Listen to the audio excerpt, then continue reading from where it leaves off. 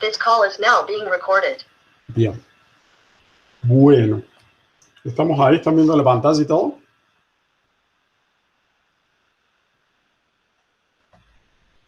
Ok. Bueno. Una cosita antes que empecemos, porque hay un detalle que yo tal vez no fue demasiado explícito, porque es importante entender en cómo funcionan los file systems, ¿no? Entonces vamos primero con eso y después empezamos a hablar un poquito de estos últimos capítulos. Va a ser muy por arriba, y solamente a nivel de conocimiento cultural. O sea, sí, cultura general en computación. No vamos a entrar en los detalles, porque ya no hay demasiado tiempo, no nos vamos a concentrar en esas cosas, pero bueno, está bueno saberlos. Y el libro que le pasé por Zulip es un libro muy viejo, pero muy bueno. Hay libros que son simplemente incombustibles, no se oxidan con el tiempo. Y ese libro es uno de ellos. Es un libro sobre un sistema operativo que se llama BIOS. Tal vez no lo escucharon nombrar. Es un sistema operativo viejo que nació más o menos en esos años, más o menos en el 96, 97, tuvo mucho impulso. Estaba muy bueno. Sonaba como un muy buen competidor de Mac OS, de Windows. Linux apenas estaba despegando en cuanto a desktop. Y BIOS estaba muy adelante, muy bien posicionado frente a todo. De hecho, yo lo compré en algún momento en el pasado. Y BIOS tenía un muy buen file system y ese libro habla de todo eso. De hecho, ahí encontré el grafiquito que necesitaba, que no está en el libro.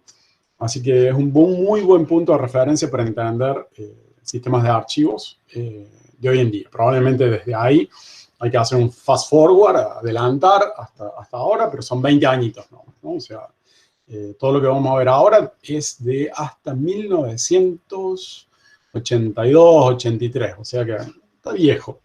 En algún sentido está bastante viejo. Así que, digo, ténganlo ahí, sepan que hay un libro viejo del 99 sobre el file system de BIOS, que está muy bueno y que habla en general de todos los file systems. Bien. Supongamos que yo estoy en mi disco duro, ¿no? Y yo quiero hacer una cosa súper sencilla, que es, vamos a hacer echo hola a archivo.txt. Entonces yo, echo hola, y lo redirijo a archivo.txt. Perfecto, entonces yo tengo cat archivo.txt y lo tengo acá. Bien, entonces hay un montón de cosas porque ustedes sabían que, por un lado, yo tengo un camino en donde estoy parado, ¿no? O sea, si yo pongo PWD, ese es el Process Working Directory, ¿no? ¿Qué significa eso? ¿En qué lugar de todo el árbol de directorios estoy parado? ¿Eso para qué sirve? Es una tontería que se inventó para que yo no tuviera que hacer todo el tiempo /home Nicolás Bolovic, SO 2020 support 2020-11-26 fs final y poner archivo.txt, ¿no? cat y archivo.txt. ¿Vamos? Es lo mismo, es básicamente lo mismo hacer esas dos cosas. O sea, poner cat archivo.txt es lo mismo que poner cat archivo.txt. ¿Por qué? Porque hay una variable de entorno que se llama, le pongo echo pwd y efectivamente es lo que yo quiero. Es todo esto. Voy a hacer la letra un cachito más grande, así se ve. Bien. Entonces, eso es una cuestión, es simplemente una comodidad. Podría haber un sistema operativo que no tenga el concepto de PWD, o sea, el Process Working Directory. Fíjense que es algo que depende del proceso. O sea que en el proceso, además, en toda la proc table, además de todo lo que almaceno, está el PWD en un lugar. Y el cd es un comando que lo que hace es cambiar el PWD, nada más. O sea, lo que hace es, como vieron en los mapitas cuando uno está en un parque y dice, usted está aquí. Eso es el PWD, usted está aquí. Entonces yo todo lo hago relativo a ese camino, ¿no? Pero en realidad el sistema operativo lo único que maneja son lo que se denominan caminos completos. ¿Qué es un camino completo? Un camino que va desde la raíz se define como esta barrita, eso es una convención, es una convención que ustedes, eso es algo que sí pueden ver, que hay cosas distintas. Hay dos grandes líneas que sobrevivieron ahora. La línea de OS, ¿cómo es la barrita en la línea de OS? Les pregunto.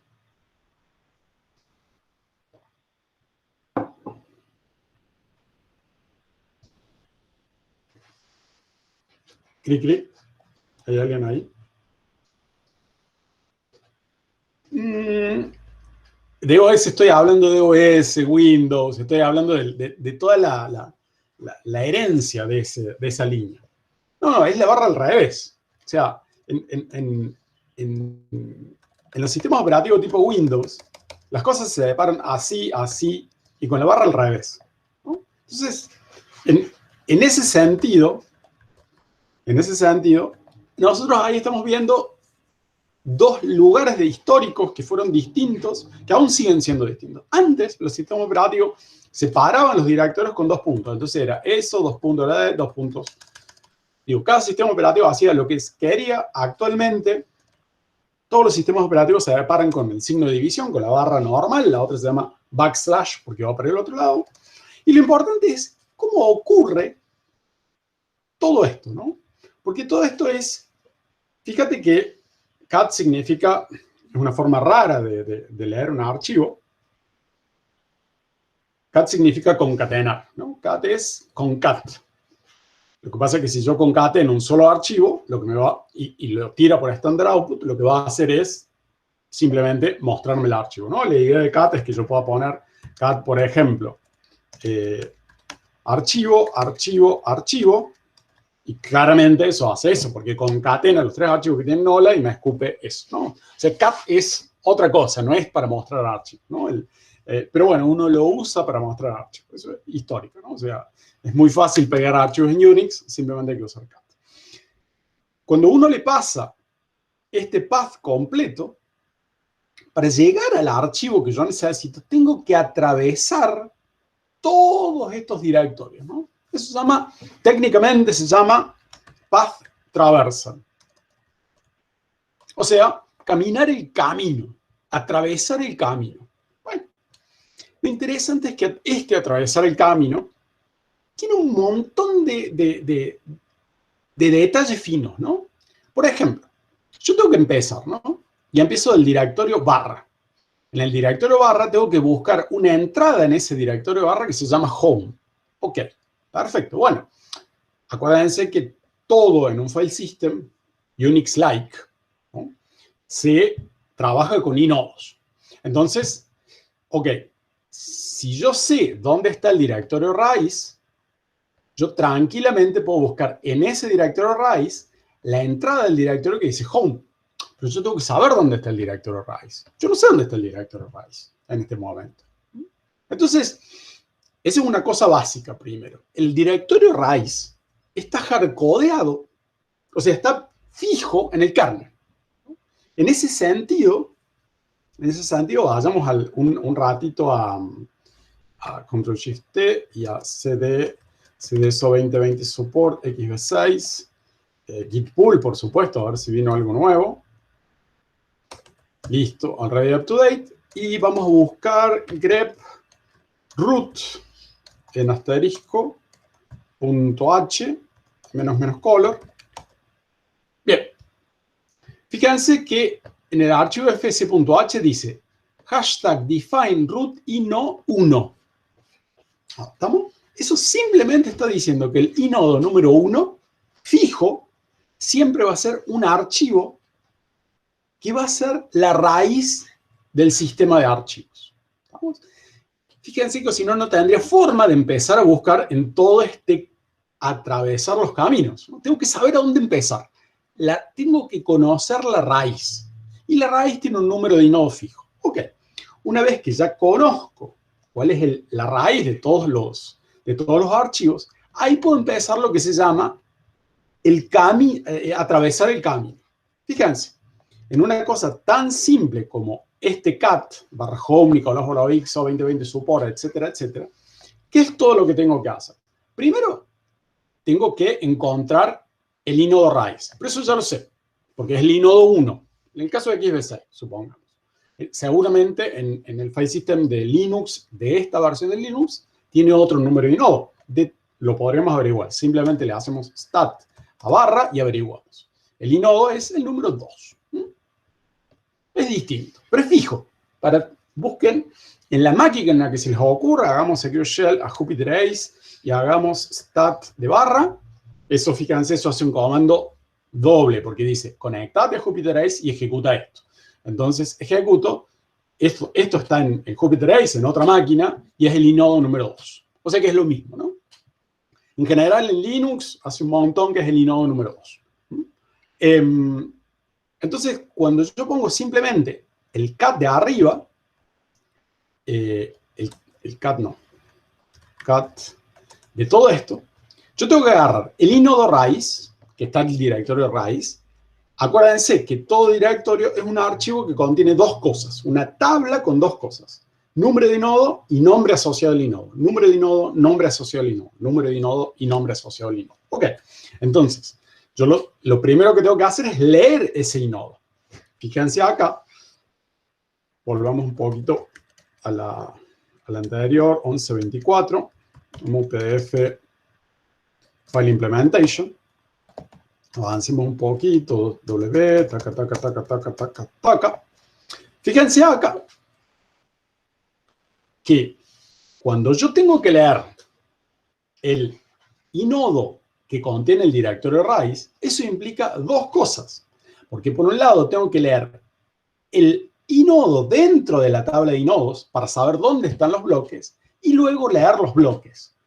¿Se entiende ahí? Paro en ese momento. No sé lo que es el 1, Martín, habría que averiguar. Está todo definido dentro del source code, hay que buscar adentro del file system. Seguramente el archivo también es fc.h y ahí está definido el número.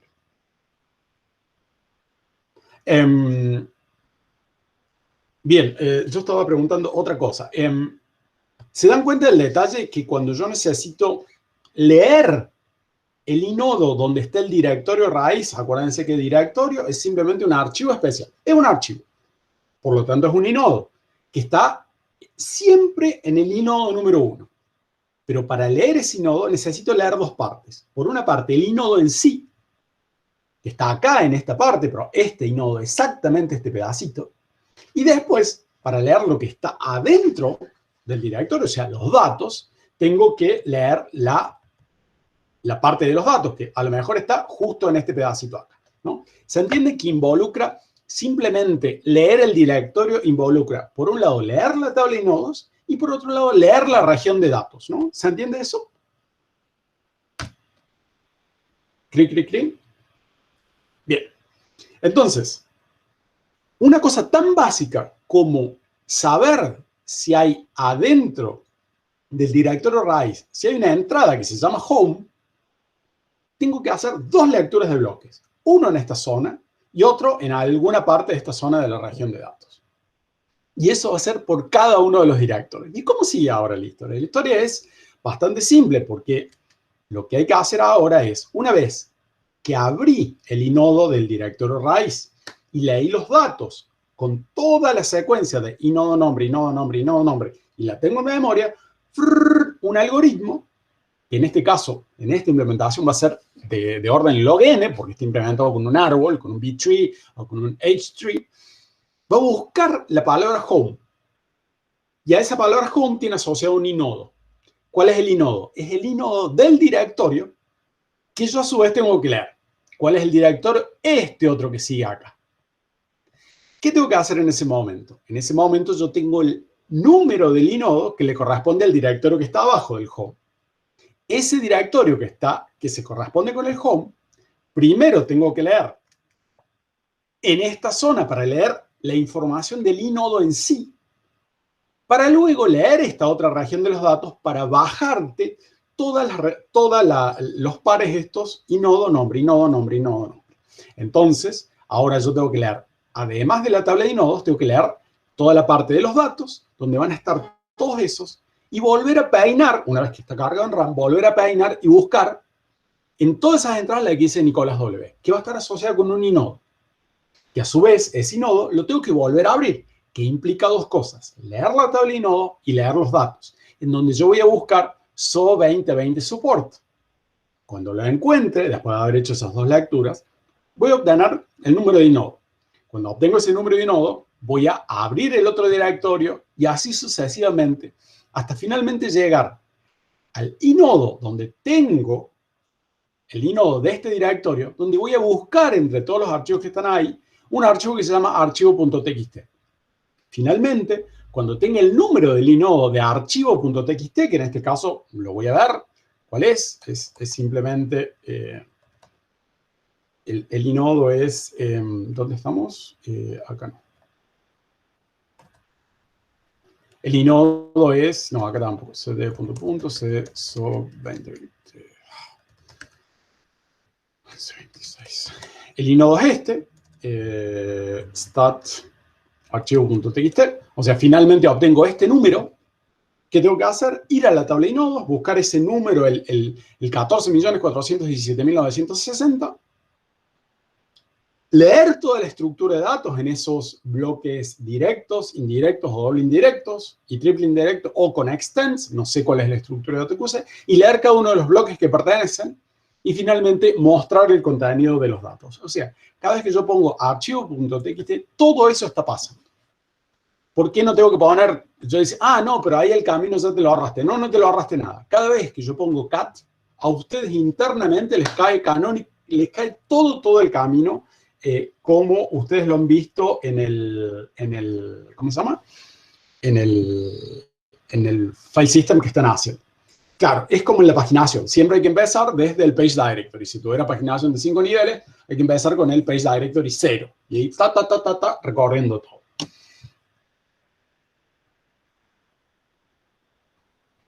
A ver, Miguel dice la info que nos dice qué parte de la sección de datos leer está en el inodo. No, eso lo tenés que calcular vos. En el inodo te dice dónde están todos los bloques. Cuando vos haces un open del archivo y después haces un read de alguna parte del archivo, tenés que calcular en qué, internamente el file system calcula en qué bloque le corresponde, trae ese bloque y a su vez lo recorta en la parte que te tiene que mandar. Eso es parte del file system, hacer esas cosas. Seguramente ustedes con esto de tener que censurar palabras, lo que están haciendo es calcular en qué parte está la palabra, la traen a memoria, la censuran y devuelven el resultado. Me imagino que debería ser bastante parecido, ¿no es cierto? Tienen que hacer algunos calculitos ahí respecto a en qué clúster está, porque están trabajando en FAT, ¿no? Es el mismo cálculo. Entonces, tremendamente demandante cuando yo hago cat archivo, no estoy haciendo cat archivo, estoy haciendo en realidad cat barra home archivo. Entonces tengo todas las veces. ¿Cómo se soluciona eso? Bueno, internamente todo se soluciona con una caché, por supuesto. Y esa caché interna, que se llama Dentries, Directory Entries, es una caché que asocia caminos dentro de la estructura del disco con el número de inodo. Entonces no tiene, cuando alguien le pregunta, che, necesito todo este camino, en vez de hacer todo atravesar todo ese camino, pidiendo la tabla de inodos en los datos, tabla de inodo, datos, tabla de inodo, datos, tabla de inodo, datos, directamente me dice, para todo este camino, este es el número de inodo. Entonces se acelera muchísimo, es una pequeña caché que tienen adentro del file system para no tener que pagar todo ese costo cada vez que se produce una lectura, ¿no? Pero se entiende que es bastante complicado cómo funciona internamente simplemente lo de atravesar todo el camino hasta llegar efectivamente al inodo, que es el que me interesa a mí, ¿no? Es bastante complejo.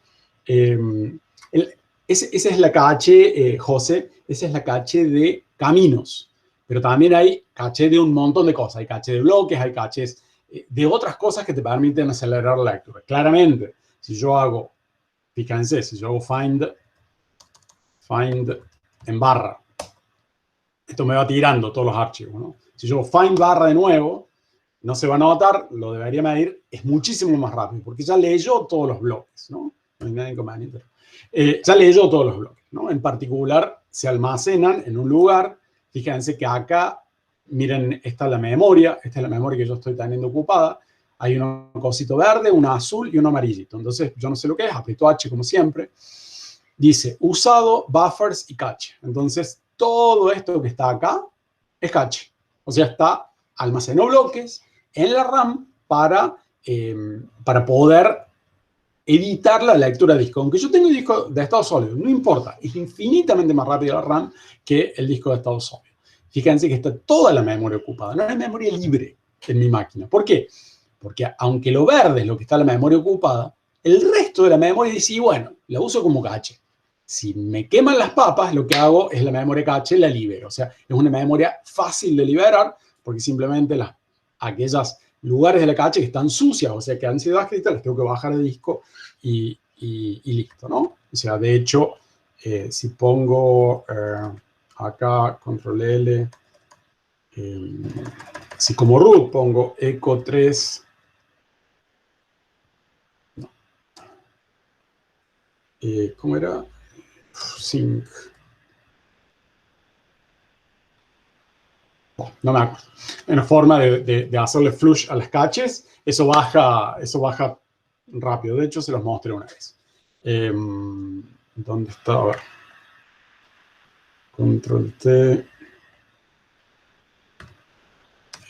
Flush. Cache Linux. Command line. Eso.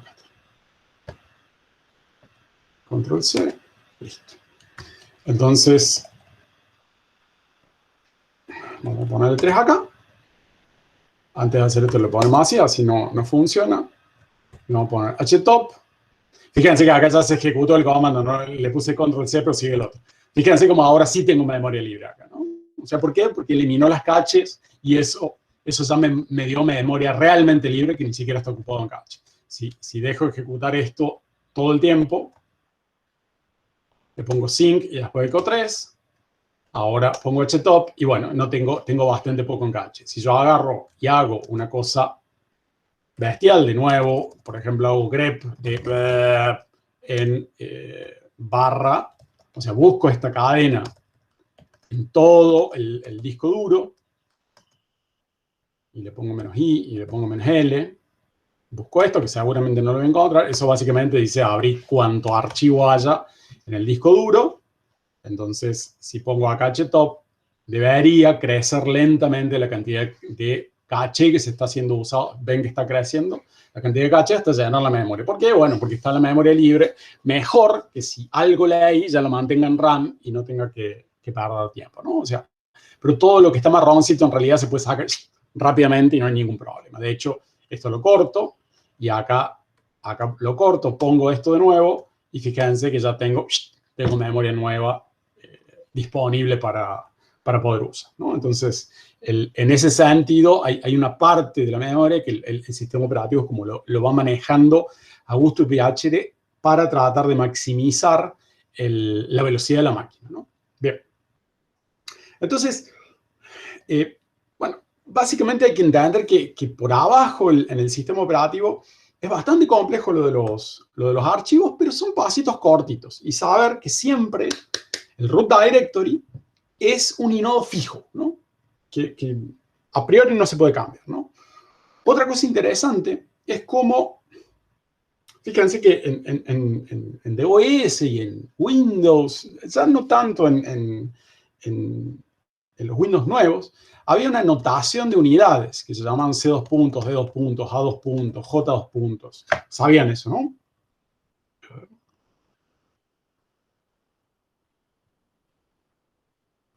Sí, Agustín, hay que poner H, digo. Yo tampoco sabía hasta que puse H. ¿Desde cuándo tengo 4 cores? Ah, porque cambié de máquina. Mi ex director de doctorado me prestó, porque la mía ya no daba más, estaba muy rota en un montón de cosas, y me prestó una máquina que es el modelo siguiente. Ahora tengo una MacBook Pro Mid 2011. 2011, entonces tiene 4 cores, sí.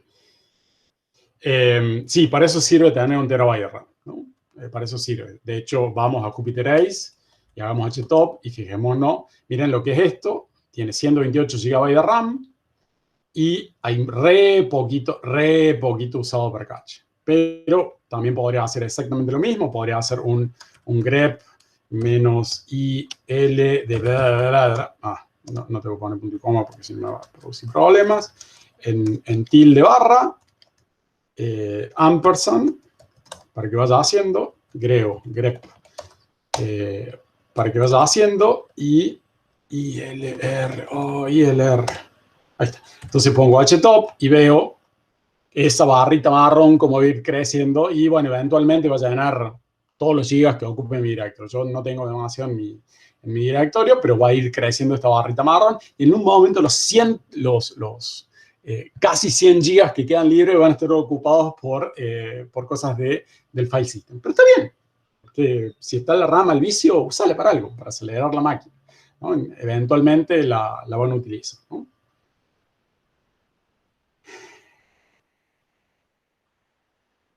Bien, entonces vamos a cortar acá, vamos a cortar...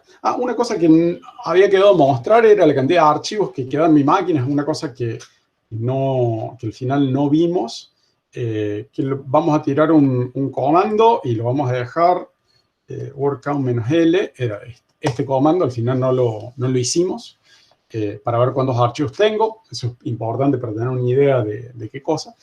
Entonces, lo que estábamos hablando era que en realidad en Windows y en esos sistemas operativos de ese linaje, hay muchos linajes de sistemas operativos, pero muy pocos quedan vivos.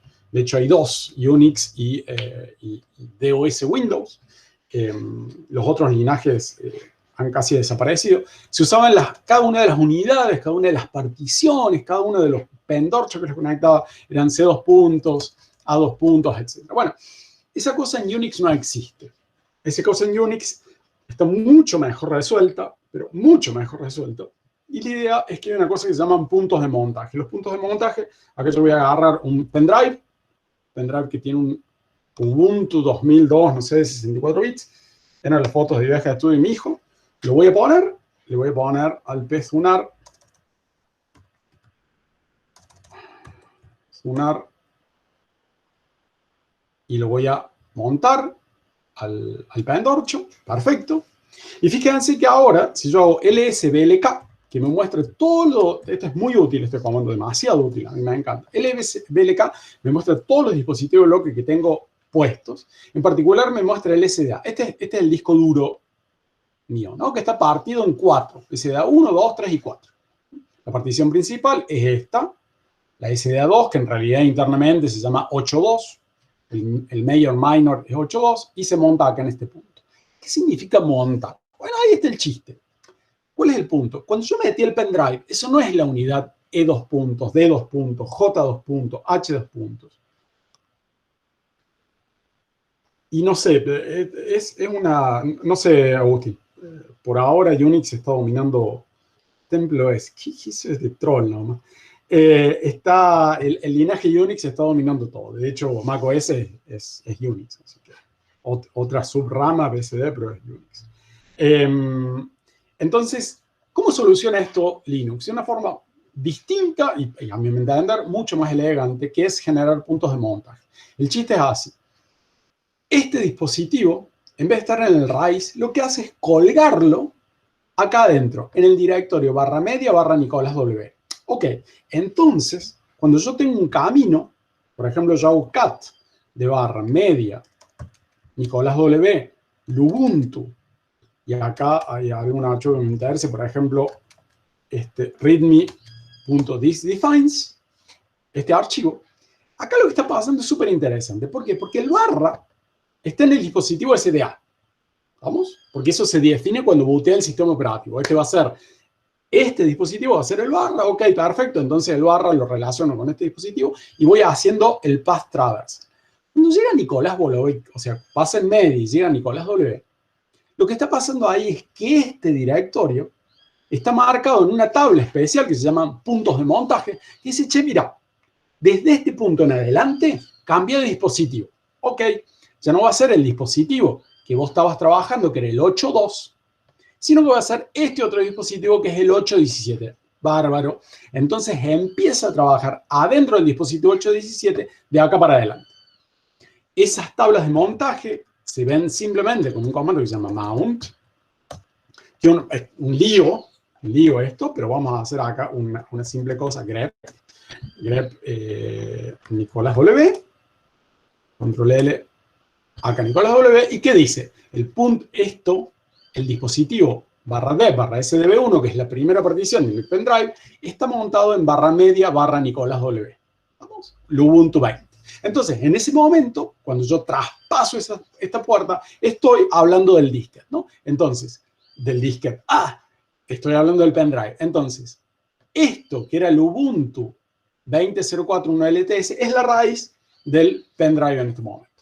Básicamente, esto permite que yo tenga un solo árbol de directorios y ahí le voy colgando árboles de otros árboles que yo quiera de cualquier cantidad de dispositivos. Eso es tremendamente elegante, está muy bueno y me parece una idea mucho más interesante que la otra. Entonces, en cada path traversal, en el medio puede haber cambios de dispositivo, que van saltando de dispositivos. Yo puedo tener, a su vez esto es recursivo, yo podría tener file system montados adentro de otro file system montado, ¿no? O sea, de hecho, fíjense que este pendrive está montado sobre un file system que ya está montado, porque si yo hago mount y hago grep de barra me va a salir todos. Vamos a hacer grep de barra SDA2, que es mi disco. Fíjense que el dev barra SDA2 está montado en el barra. Ok, perfecto. Entonces, de hecho, es tan general que a su vez el file system primario que está en el barra es un file system que yo puedo montar. De hecho, se monta, o si no, el sistema operativo no inicia. Exactamente. Y cada árbol independiente está administrado con una letra que indica qué drive es, ¿no? En un momento ahora ya no se nombra más esa letra en realidad, y más o menos está copiada la idea de lo que hace Unix, pero bueno, hay una fuerza que tenés las cosas viejas y las cosas nuevas y todo en una mezcla que intenta ser retrocompatible, pero también lo nuevo. Y ahí tienen sus bemoles. Siempre pasa alguna que otra cosa en esa mezclita extraña, ¿no? Bueno, el file system Unix en ese sentido es súper elegante y está muy bueno. Bien. Ok, entonces, ¿qué más les quería transmitir? Bueno, entonces, ¿dónde estoy acá? Vamos a ir ahora, vamos a hacer un fast forward a Fast File System for Unix. Fíjense que me lo completo. Ajá, perfecto. De la Universidad de California a Berkeley. Perfecto. Mira qué lindo. Me voy a bajar un paper que parece que está bueno. Vamos a hacer wget. Este paper es un paper de lo que se denomina seminal. O sea que es un paper que está en todos lados. Un paper que inició un montón de cosas. Un paper importante. Paper como trabajo científico escrito y revisado por pares, ¿no? O sea, esa es la definición, ¿no? Este trabajo, a ver si se ve en qué fecha fue publicado. Acá está. ¿Qué fecha es este trabajito?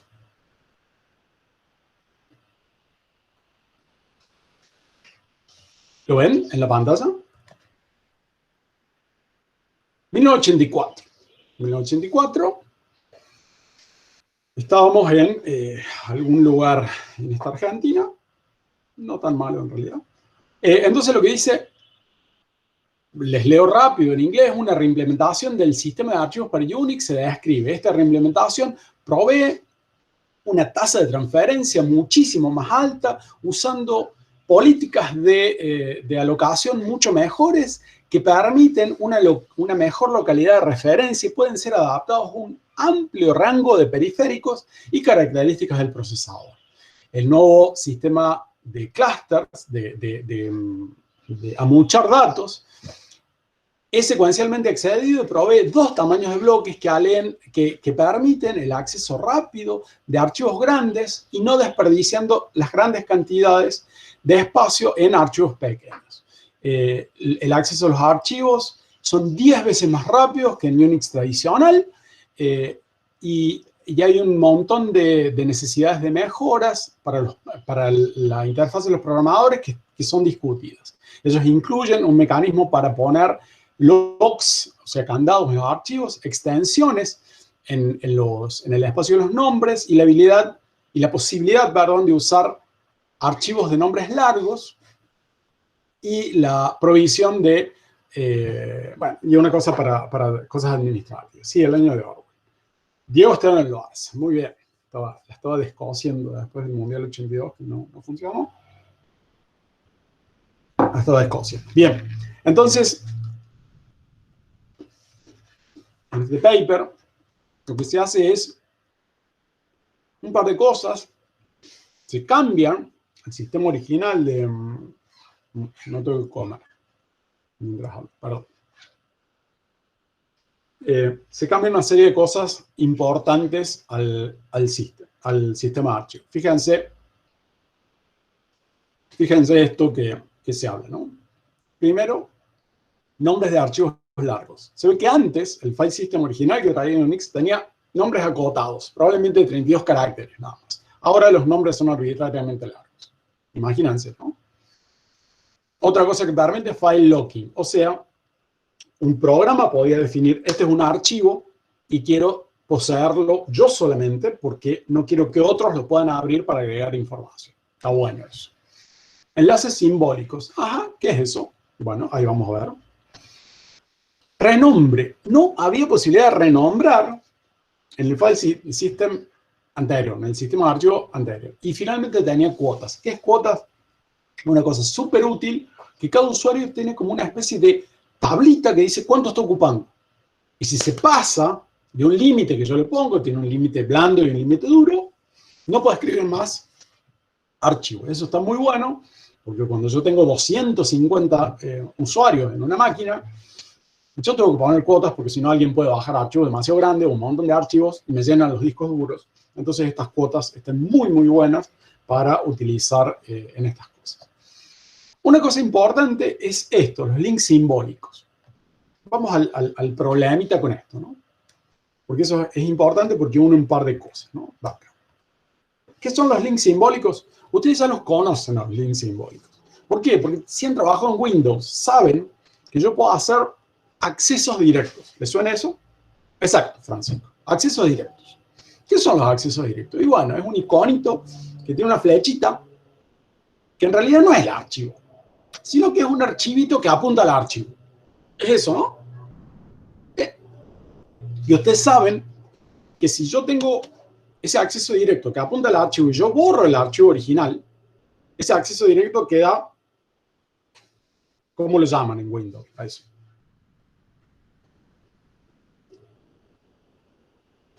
Sí, inválido. Yo hago clic y dice, no voy a nada. Bueno, en realidad eso se saca de Unix. En Unix yo también puedo hacer enlaces simbólicos o accesos directos. ¿Cómo? Con el mismo comando que usaba para hacer enlaces duros. Entonces yo puedo hacer ln a filejournaling.pdf a 1.pdf, ¿cierto? Y eso que generaba dos nombres en este directorio que apuntan al mismo inodo. ¿Estamos? Entonces yo pongo stat de filejournaling.pdf y de 1.pdf. Son dos archivos que apuntan a este nodo, fíjense que son exactamente iguales. ¿Estamos? Sí, Pedro, sí. Dangling Shortcut, pone, sí. Sí, ¿a quién no le paso? A un amigo. Entonces, eso es la noción de enlace duro. ¿Cuál es la noción de enlace blando? Vamos a borrar el 1.pdf y vamos a hacer ln-s, ese significa enlace simbólico, el n viene de link, enlace en inglés. Vamos a hacer un link de file journaling a 1.pdf. Entonces hago ls-la y fíjense que acá me dice, ¿quién me chatea?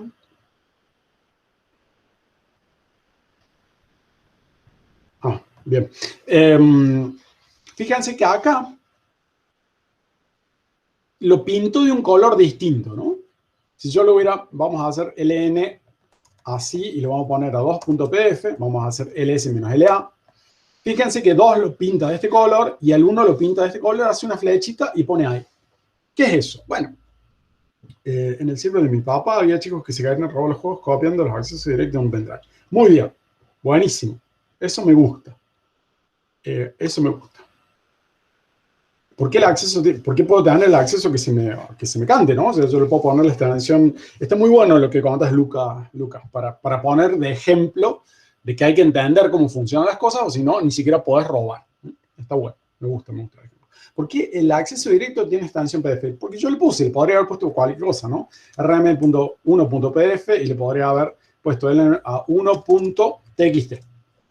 ¿Qué sé yo? Da lo mismo. ls-la 1.txt apunta a filejournaling.pdf. Fíjense una cosa súper importante. Este archivo ocupa 19 bytes y este archivo ocupa 176.907 bytes, ¿no? ¿Qué significa esto? Que un enlace directo, en realidad, es un archivo especial. Yo pongo stat a 1.txt y acá me dice que 1.txt tiene un número de inodo, que es distinto, es otro número de inodo, y dice que es un tipo de archivo que se llama symbolic link, enlace simbólico. Entonces lo que crearon es un nuevo tipo de archivo, allá en 1984, un nuevo tipo de archivo que en realidad es un pequeño archivo de texto que dice, che, en realidad yo, como me llamo, me quiero llamar así, file journaling. Me llamo 1.txt, pero en realidad me quiero llamar file journaling, ¿no? Nada más que eso. Por eso tiene 19 bytes. Porque si uno dice 1, 2, 3, 4, 5, 6, 7, 8, 9, 10, 11, 12, 13, 14, 15, 16, 17, 18, 19. El acceso directo, ocupa 0 bloques. Sí, ahí vamos con eso. Muy buena la observación esa. Ocupa 0 bloques, sí. Ahí les cuento por qué. Entonces, el acceso directo es simplemente un mini archivo que contiene el nuevo nombre que va a tener el archivo. Nada más. Entonces uno dice, ¿para qué diablos crearon accesos simbólicos si uno tiene accesos duros, ¿no? O sea, y los accesos duros son mucho más elegantes, porque fíjense que 2.pdf y filejournaling.pdf son exactamente el mismo archivo. En cambio, miren lo que voy a pasar. Yo voy a hacer rm filejournaling, enter, ls-la. ¿Qué significa? Bueno, en rojito, esto es una característica del ls, en rojito me dice que eso es un enlace perdido, ¿no? Le pasó lo que, ¿quién no habrá borrado el archivo en vez de borrar el enlace simbólico? Por supuesto, a todo el mundo le pasa, entonces, bueno, vamos a volver a buscarlo, control-R, wget, file journaling, lo vuelvo a descargar, y ahora hago ls-la, ¡ping! Ya está. El enlace simbólico es un engaño. Lo único que tiene es un cambio de nombre. ¿Estamos? Nada más que eso. Exactamente, Francisco. Ese es el problema. ¿Por qué? A ver, ¿cuál es el problema? Imagínense. Fíjense, voy a hacer a ver, vamos a tipear esto. Vamos a hacer stat en barra Nicolás W. No, media Nicolás W. A ver si me sale el Ubuntu. Y no build object. Ok. Entonces ahora, ¿cómo busco? Ah, qué difícil. A ver, déjame ver. Fíjense los números que hay adentro del pendrive. Ahora estoy buscando los números de inodo que hay adentro del pendrive. Son el 1300, son el 1280. ¿Vamos? Fíjense los números de inodo que hay acá adentro, en mi sistema de archivo. Stat de FS de file journaling, ¿no? Son mucho más grandes, 14 millones, etcétera, etcétera. Vamos a hacer un stat de un archivo que yo me imagino que tiene un número de inodo más bajo, stat barra home. Stat barra home no tiene, bueno, tiene un número más bajo, pero no tanto. Stat barra etcétera. Ahí bajo un cachito, stat barra boot. Debería estar un poquito más bajo, ¿no? Stat de barra, y déjame ver, VM Linux All, sí.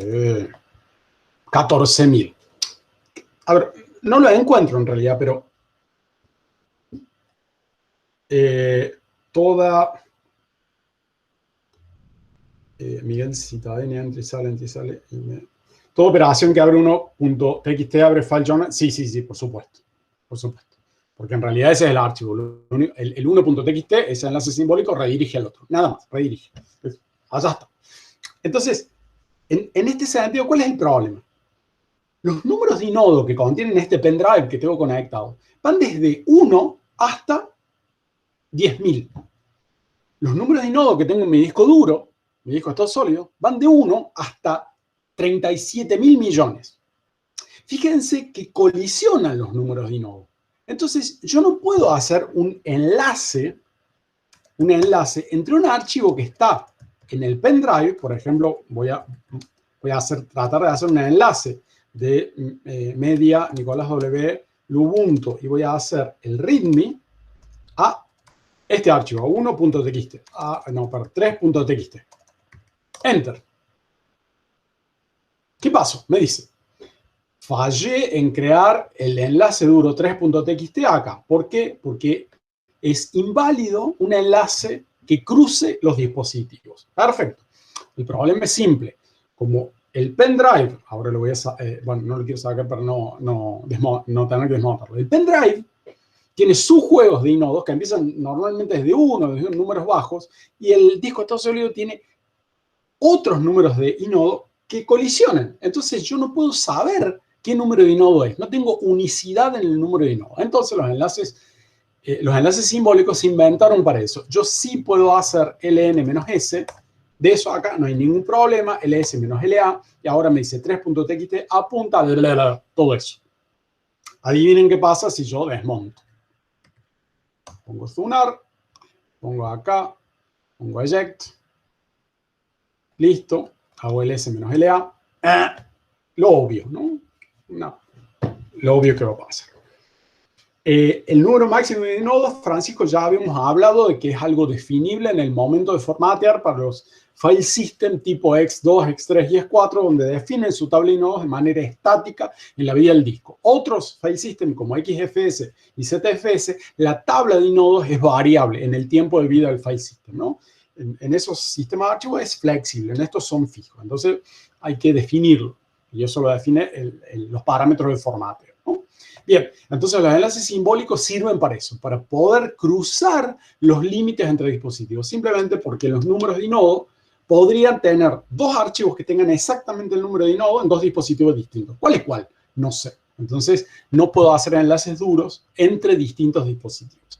Es por eso que yo particularmente tomé la decisión de hacer un solo punto de montaje para todo el disco duro, para poder tranquilamente enlazar cualquier cosa con enlaces duros. Entonces, no me preocupo, porque si cada una de las particiones se ve como un dispositivo distinto. Entonces, yo así me despreocupo de esas cosas, y yo uso muchísimo enlaces duros porque en realidad es lo que necesito. Necesito tener varias copias del mismo archivo en diferentes lugares del disco. Y quiero que sea transparente, no quiero ver esas aberraciones de la flechita, y a su vez quiero que si yo muevo el archivo, digo, esto es súper importante, fíjense, la ventaja fuerte, vamos a hacer rm1.txt y 3.txt.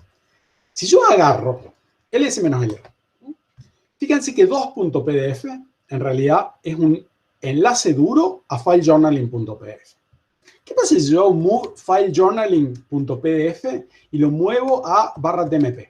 ¿Se va a romper todo o no? Es pregunta. ¿Qué va a pasar? El 2.pdf, ¿va a seguir existiendo? ¿Va a tirar un colorcito? No. ¿Por qué no cambia de nodo? Perfecto. ls-la. Sigo teniendo el 2.pdf, sigue diciendo eso. Hago mu pdf 2.pdf y sigo viendo exactamente el mismo archivo.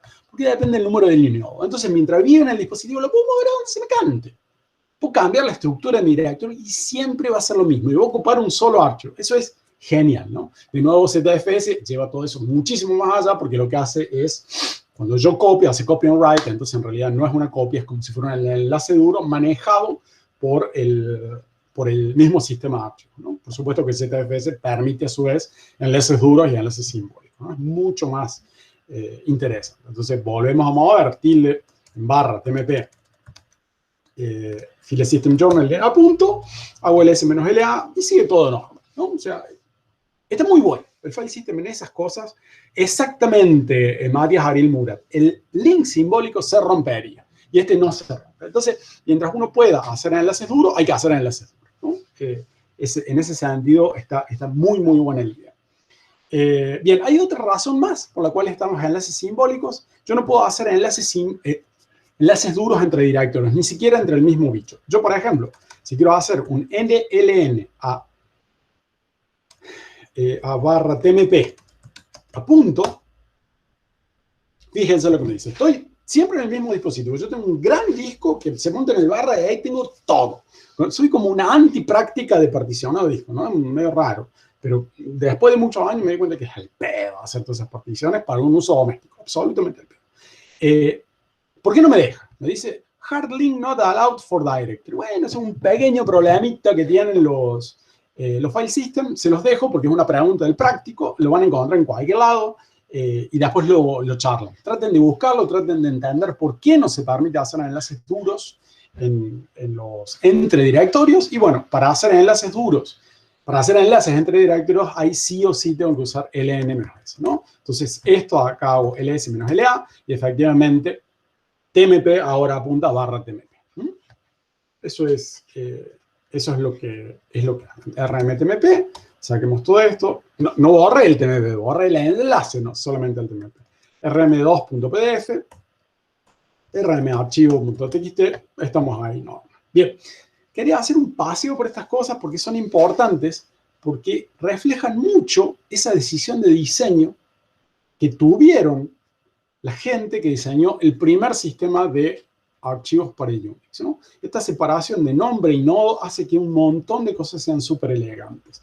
Un directorio es simplemente una tabla que asocia inodos con un nombre, nada más. Un directorio en sí a su vez es un archivo que contiene esas tablas. Se acabó. Todas las otras cosas salen derecho, ¿no? Esto es un ejemplo buenísimo de cuando un buen diseño, una buena idea bien simple que te permite generalizar todo el resto a un costo muy bajo, ¿no? Entonces, enfatizo en eso porque realmente vale la pena lo que está haciendo. Bien. Entonces, ahora vayamos un cachitito a mi PDF file FFS. Acá, FFS, este nombre, viene de este otro nombre. O sea, el capítulo del libro se llama a partir del nombre que tiene este paper, ¿no? Para que vean lo importante que es el paper ese de la mejora del sistema de archivos Unix. Bueno, ¿cuál es la idea acá? La idea es la siguiente, ¿no? Acá, esto ahora va todo en modo, desconecten el cerebro y pónganse así, porque esto va todo en modo cuentito. No vamos a ver ningún detalle, pero sí les quiero contar las ideas porque son importantes. Esta es la estructura general, cierto que no tenía que comer. Esta es la estructura general como se presenta el disco, ¿no? El disco viéndolo como un tocho, que es un bloque, es un arreglo de bloques muy grande, pero muy grande. ¿La estructura cuál es? El superbloque, los inodos y los datos, básicamente. Ahí al medio está el bitmap de inodos y el bitmap de datos, ¿no? Para saber cuál de toda esta tablita está ocupada y cuál es de toda esta tablita de datos está ocupada, ¿no?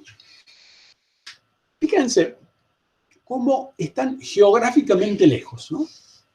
Está bien, ahora en los discos uno no sabe en realidad dónde están los datos, si los datos están acá o están allá, pero vamos a suponer, a tomar una suposición realista, que cosas que están cerca en este arreglo deberían estar geométricamente cerca en el disco, en los platos. Y eso es más o menos cierto. O sea, que si, fíjense, cuando yo planteaba la lectura del camino, tenía que ir al barra, leer el inodo, después leer los datos del inodo, para que me dé el nuevo número de inodo, para leer el inodo, para leer los datos del inodo, para leer el inodo, para leer el dato de los inodos. ¿Qué produce eso en un disco rotacional con un cabeza? Es pregunta.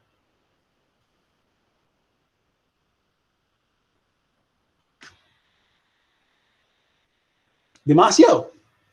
Porque geométricamente, es como ustedes pintan el disco, supongamos va a haber toda una franja del disco duro donde van a estar los inodos y otra franja donde van a estar los datos.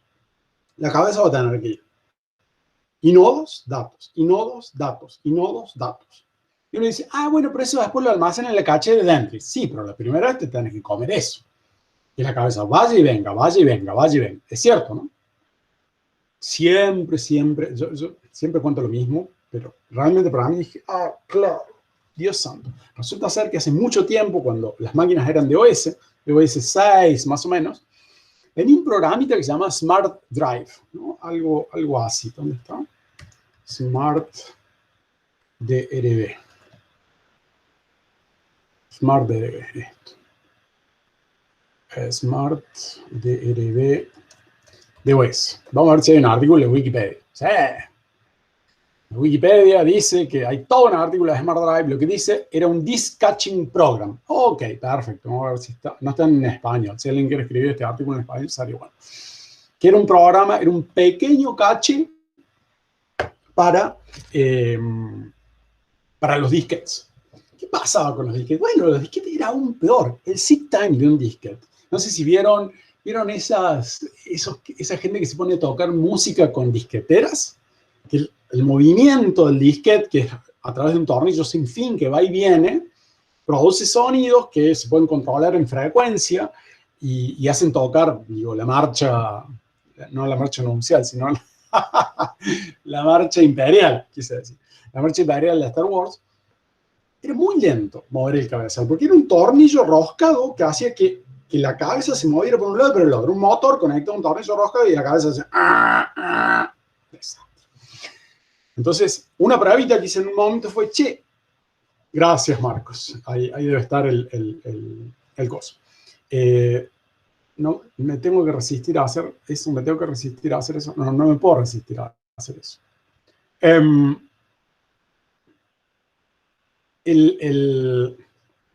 A ver si... Ah, bueno, mejor aún, disculpen, no voy a dejar de compartir y vamos a ir a las cosas importantes, dejar de presentar y vamos a presentar una pestaña. ¿Qué pestaña? Por supuesto, Flopotron. ¿Lo están viendo ya?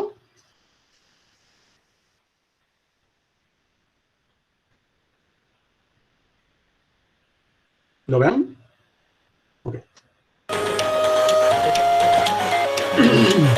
Bueno, las disqueteras están allá al fondo. Todas esas disqueteras internamente producían el sonido muy especial cuando... No es increíble cuando se movía el cabeza. Pero es muy lento, o sea, esto es como una estándar, ¿no? Es realmente lento cuando se mueve. Más allá de esta regoleada, la corto porque ya me van a echar de la facultad. Vamos a presentar toda la pantalla. Este otro, share. Más allá de la rigroleada, una vez dije, che, ¿y si no cargo el Smart Drive, el programita ese que me hacía cacheo? Fue, ¡paf! Me hizo la cabeza. Era todo tan lento, porque se escuchaba la cabeza ir y volver, ir y volver, ir y volver. Simplemente, ahora pensemos, era FAT. Era FAT. Entonces la FAT, fíjense que la FAT está en una parte del disquete, en la primera parte, o del file system en general, y los datos están del otro lado. Para leer un archivo tenía que leer qué bloque era de la FAT, leer el dato, el bloque, el clúster en general. Después, seguir al siguiente. Ah, decía el nuevo bloque. Ah, bueno, había que leer el nuevo bloque. Entonces la cabeza iba y venía, iba y venía, iba y venía. ¿Qué hacía el Smart Drive? Esta parte, que es la FAT, que contiene todo el enganchado respecto a las cosas, ¡pum!, se cargaba en memoria y eso iba infinitamente más rápido, ¿no? En este caso, si yo la estructuro el disco, un disco tremendamente grande, yo tengo toda una zona que es puramente nodos y toda una zona que es puramente datos, voy a tener exactamente el mismo fenómeno. Cabeza de ir pa, de un lado para el otro. Más allá de que yo tenga cacheo, ese cacheo es finito, yo tengo una cantidad de RAM que no voy a poder cachear absolutamente todo el disco, no tengo 1 terabyte de RAM para cachear todo el disco. Entonces, la idea es tratar de partir el disco de forma tal, estableciendo zonas, ahora donde sería mejor eso, estableciendo zonas, y en cada zona, fíjense que estas zonas se llaman cylinder groups, o sea, ¿Por qué? Porque yo tengo muchos platos. Un disco duro yo lo tengo que pensar que en realidad tengo un plato que se lee de arriba y de abajo, y a su vez tengo muchos platos. Entonces, en realidad voy a tener N platos, cada uno con 2 cabezas. Entonces, lo que está cerca es lo que no tiene que mover la cabeza. Y la cabeza son todas solidarias, ¿no? Son 4 cabezas que son dependientes, están todas agarradas por lo mismo. Sí, existen cabezales, existen discos que podrían tener primero más de una cabeza y a su vez cabezas en cada plato independiente. Pueden llegar a ser más caros. He visto que hay algunos discos que están empezando a parecer así y uno podría tener cabezas de los 2 lados para ir leyendo en paralelo.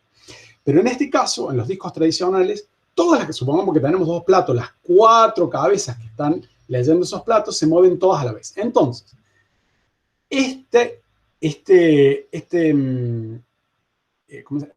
cilindro negro que se forma acá en todos los platos del disco duro están básicamente a la misma distancia, porque yo no tengo que moverlo. ¿Cuál es la idea? Bueno, dividamos la estructura de nodos de forma tal que agarremos esta estructura de nodo de datos y la pongamos en cada uno de esos sectores y a su vez todos esos cilindros. Eso se llaman cylinder groups, grupos de cilindros. Entonces, con eso yo voy a intentar que los inodos relacionados con estos datos estén lo más cerca posible para no tener que mover tanto la cabeza. Esa es básicamente la idea que introdujo FFS, Fast File System, así se llamó, y produjo, ahí decía, hasta 10 veces más de velocidad de acceso en los discos, ¿no? Bien, veamos si hay algún grafiquito más lindo. Perfecto. Entonces, la idea es, a ver si está. Bien. La idea es replicar este pendorchito acá en cada uno de los cilindros, ¿no? Entonces, dividir el disco en cilindros. Y si uno es muy observador, y formateas un disco y te fijas en los mensajes, no utilizas todas esas interfaces gráficas como Gparted, no. Usas la línea de comandos y formateas en X4, te dice cuántos grupos de cilindro y te dice que a su vez en cada grupo de cilindro copia de nuevo el superbloque por las dudas de que el superbloque principal se rompa. Entonces tenés un montón de copias y aparte de eso se puede reconstruir las otras copias del superbloque, ¿no? Entonces lo que se hace es dividir en zonas los discos, digamos. Todos los cilindros más internos es una zona, después todos los cilindros que siguen es otra zona, todos los cilindros que siguen es otra. ¿Cuál es? Y ahí empieza una política que es tratar de poner los archivos cerca. Supongamos, Control Z, background, Control L, fíjense todo lo que estoy usando, cosas que les enseñamos, lo dejé en background, sigue el proceso ejecutando, yo acá sigo, por supuesto, Move PDF actúa perfecto, multitasking, por más que tenga solamente 4 cores. ¿Cuál es la idea? Este directorio está en algún cylinder group. Alguno. Supongamos el 2. El cylinder group número 2. Todos los archivos que están adentro de este directorio, voy a intentar que estén en el cylinder group 2. ¿Por qué? Porque se supone que si yo estoy en este directorio, es muy probable que acceda a los archivos que están ahí adentro. Se dividen los inodos. Los inodos se dividen en partes. Acá van a ir los inodos de todos estos valores, de estos valores, y se trata de distribuir lo mejor posible esos inodos en las diferentes partes, pero la idea simplemente es poner todos estos archivos sin poner en el mismo cylinder group. Y a su vez que sea el mismo cylinder group del directorio padre. ¿Por qué? Porque siempre voy a estar trabajando. Un detalle que a lo mejor ustedes no saben, imaginen, hay cosas increíbles, ¿no? Si yo le pongo stat a 2020, 1126, FS final, claro, a punto, barra 2020, 1126. ¿Vamos? Le digo esto. Esto me dice que se excedió, es todo hoy y son 1507, 1507 y 1507. Y acá hay como una más que se llama birth, es un nuevo atributo. Cuando nació este archivo, me dice que se cambió a las 1507 con 38. ¿No? Bien. Fíjense, yo voy a hacer una cosita, que no va a tocar el directorio. Yo voy a hacer echo hola.txt. Eco a, le voy a poner Pepito, Yeye a hola.txt. Estoy poniendo algo en el directorio, ¿no? Entonces ahora hago de nuevo stat. Fíjense qué pasó acá. El change cambió. ¿Por qué cambia la fecha de cambio si yo simplemente agregué un directorio? Es pregunta. Perdón, agregué un archivo adentro del directorio. ¿Por qué cambia change? Del directorio. Exactamente, porque se modificó el directorio. Bien. ¿Qué significa eso? Que por más que yo esté trabajando en archivos de ese directorio, tengo que tener el directorio cerca porque voy a estar todo el tiempo, por ejemplo, tocando la fecha de cambio de ese directorio. Y buscando inodos y buscando cosas. Entonces, dije que no tenía que comer. Entonces, en ese sentido, tiene mucho sentido, perdón la redundancia, mantener los directorios y los archivos cerca. Bueno, hay toda una algoritmia para hacer que eso sea lo mejor posible respecto a la división de cylinder groups.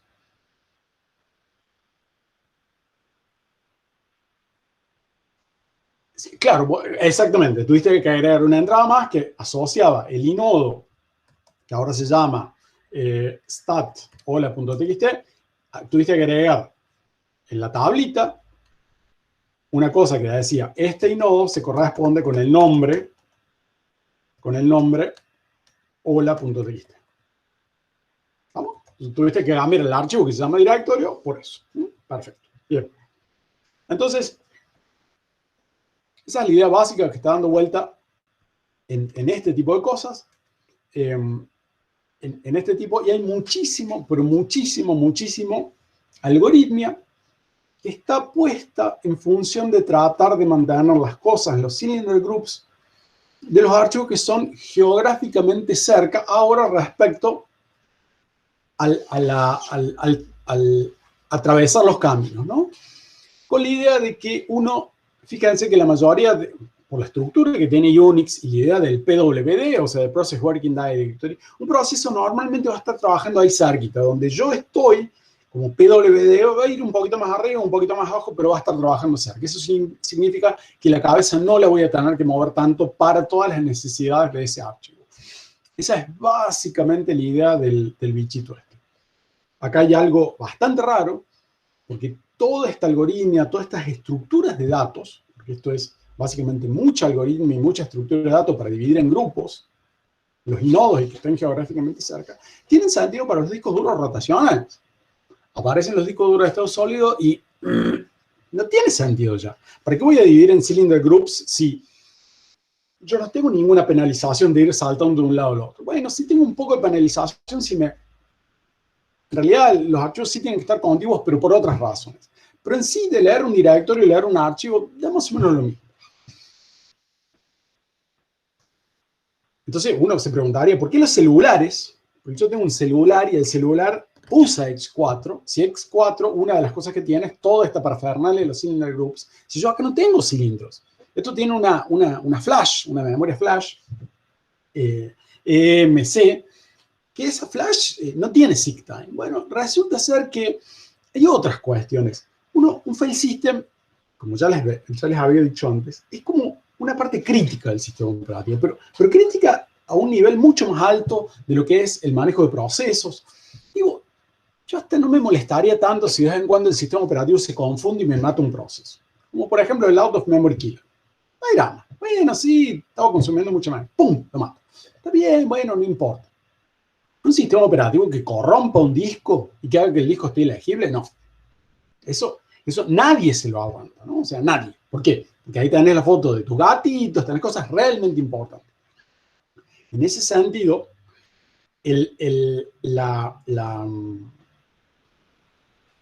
lo que prima acá en la decisión de usar un sistema de archivos que no está preparado para discos de estado sólido en dispositivos de estado sólido es la calidad del código y la testeabilidad y lo que ha sido testeado a través del uso extensivo, ¿no? Entonces, en ese sentido, X4 es una roca de sólido, porque se ha usado muchísimo.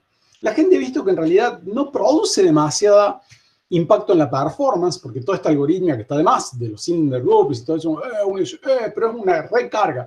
Y no, en realidad son unos cuantos if, tenés unas estructuritas de datos bastante sencillas, pero para la velocidad que tienen los procesadores, se lo comen y es como si no estuviera. ¿Qué tenés de positivo? Bueno, un file system que es súper, súper, súper duro, en el sentido que no se va a corromper nunca. Bueno, esas cosas tienen mucho más pesos, esto es lo de que el file system sea duro, que el poquitito de ganancia de performance que hubieras tenido si te olvidas de todas estas estructuras que ya no tienen sentido para un dispositivo de estado sólido, ¿no? Ahí la estabilidad mata a Galan, ¿no? En ese sentido.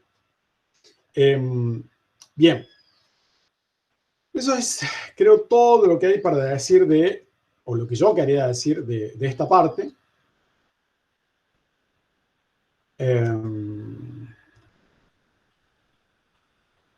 Bien, era todo lo que quería decir sobre esta parte. Perfecto. Entonces vayamos a otra cosa importante.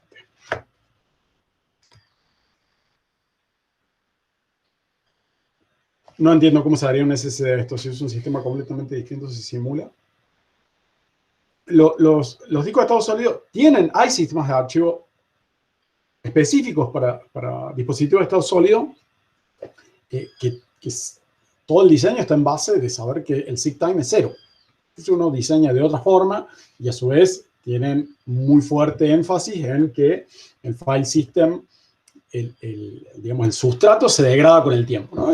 Todos los dispositivos de estado sólido de almacenamiento tienen una cantidad máxima de lectoescrituras posible en su vida útil. Después se degrada el material y ya no sirve más. Bueno, se toman otras decisiones de diseño y se prueban en el sentido que el código lo haces correr sobre eso y ves que funciona mejor. Lo que pasa es que la ganancia de velocidad no es tanta, pero la robustez que tenés en un file system mucho más tradicional como X4 hace que la balanza caiga en, prefiero que sea robusto y un poquito más lento, que ese poquitito de más rápido y bueno, en realidad no te puedo asegurar mucho la consistencia, ¿no? De un ejemplo de qué? De file system que se use para dispositivos de estado sólido. Creo que se llama JFS.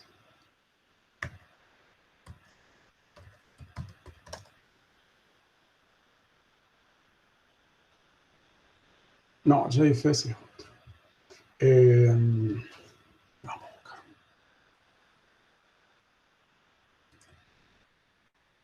File system.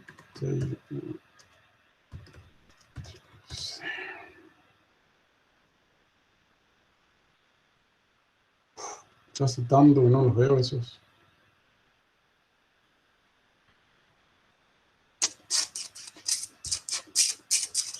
Ahí les digo. NILFS. Este lo uso una vez. NILFS. Viene en Japón este. Está hecho por la compañía telefónica de Japón. Este lo usé una vez. ¿Se acuerdan de esa máquina chiquitita que les mostré? Que hacía los ruiditos que yo tenía. Bueno, esa en un momento le formateé en NILFS. Bien. NILFS lo que implementa es un sistema de archivos que se llama Log Structured File System, un file system que ya vamos a ver ahora, les voy a contar la idea básica. Y este sistema está pensado para discos de estado sólido. Por ejemplo, pero no se usa básicamente, salvo en alguna máquina rara. Está disponible, uno puede agarrar y formatear un disco en NILFS, ¿no? O sea, yo pongo acá Q y digo mkfs.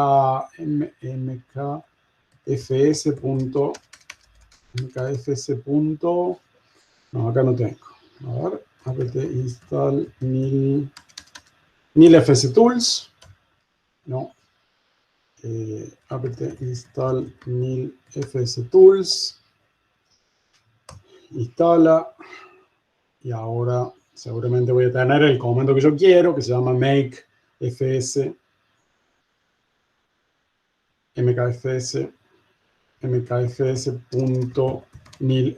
Sí, efectivamente. Entonces podría formatear un dispositivo mío con este NILFS. Siempre recuerdo con horror que cuando formateé una partición de esa maquinita con nilfs2, decía un mensaje, esto está en prueba, podría llegar a haber problemas. Uno cuando lee esas cosas dice, yo acá no guardo nada, pero ni siquiera las cosas temporales. Digo, la necesidad de robustez de un file system es muchísimo más importante de lo que uno piensa que necesita, ¿no?